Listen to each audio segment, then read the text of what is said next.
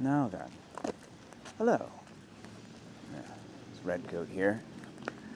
Just having a little stroll and decided I'd wax poetic on something philosophical, or at least go into some form of sophistry, I suppose. Today, I'd like to speak on the nature of engagement. When I last spoke, we were talking about the idea of art, what art is. And the phrase that I used was stylized expression. Another way of putting that is individualized conveyance of meaning, so to speak. There's a little, let's say, somewhat awkward way of putting it, but that's why stylized expression is a better way of saying it. At any rate, when talking about the idea of art, one comes to that question of what's the purpose of it? Why have art?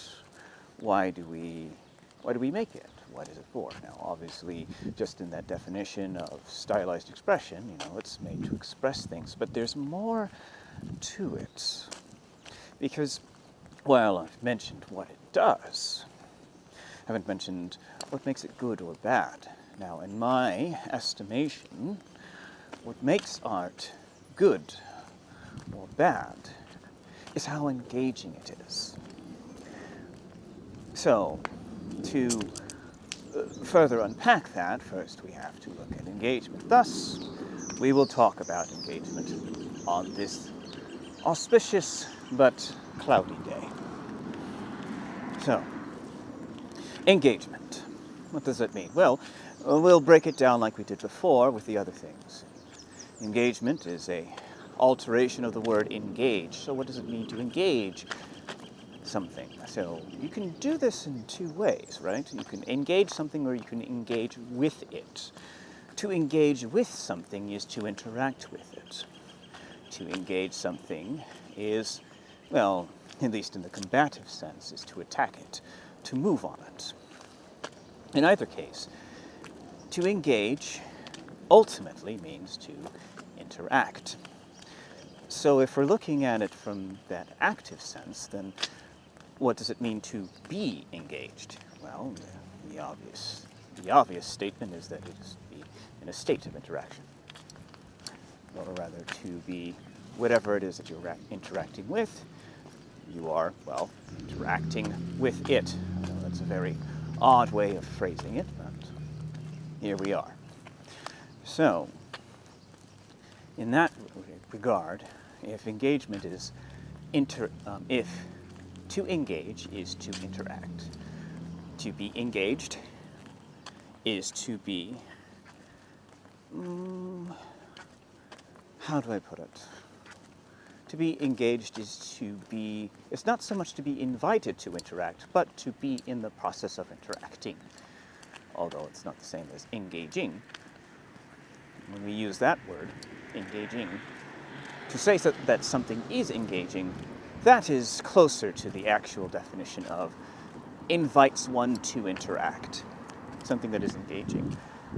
But it's not just an invitation, it's a compulsion. Like an invitation is just something you can refuse. You can not necessarily interact with it if you so choose, but a compulsion, that is something that you cannot quite ignore.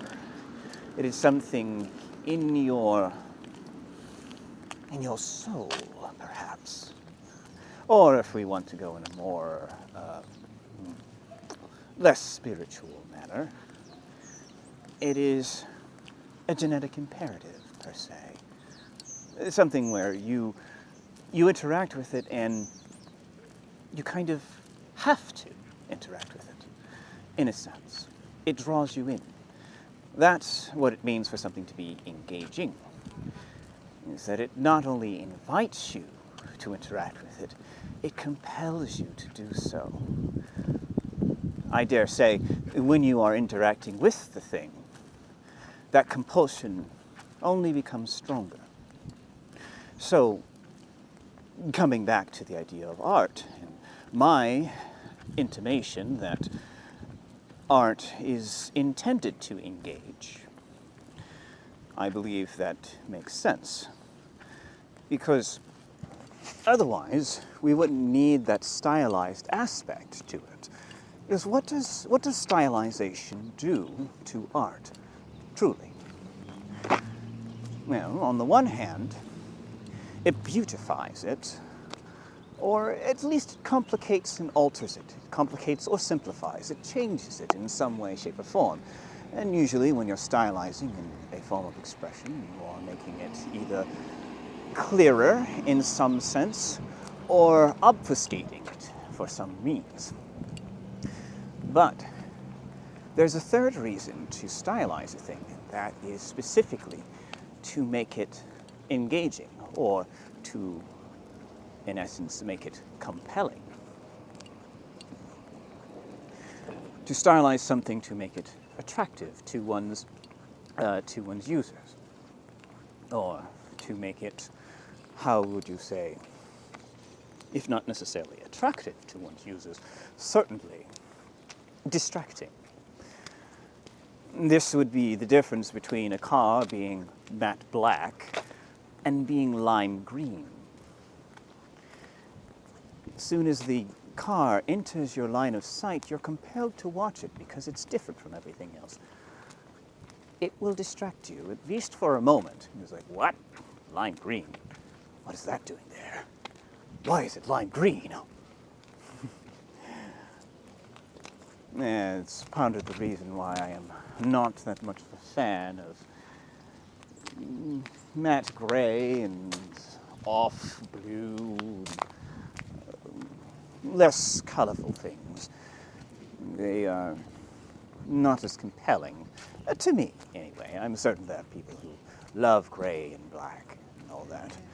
But that's a talk for another time, particularly about the idea of mass production. Hold that thought.